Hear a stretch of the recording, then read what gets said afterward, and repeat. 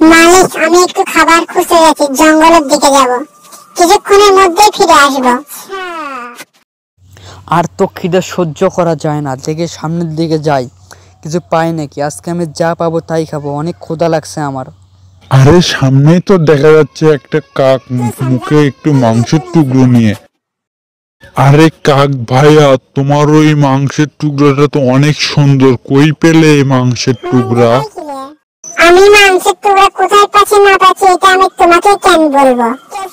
আরে কাকটা তো হেব্বি চালাক, যেভাবেই হোক মাংসের টুকরাটা আমাকে হাতাতেই হবে। তুমি যদি ওই মাংসের টুকরাটা আমাকে দাও তাহলে আমি এর চেয়ে বড় একটা মাংসের টুকরা তোমাকে দেব।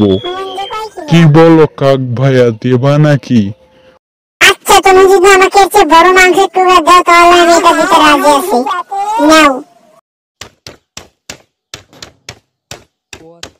লোভী কাক কোথাকার, আমি তোমাকে বললাম আর তুমি দিয়ে দিলে।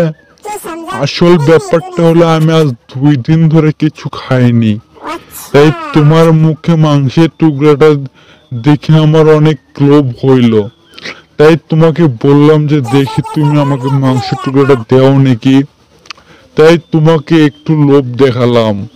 আজ তোমার লোভের কারণে তুমি তোমার মাংসের টুকরাটা হারালে।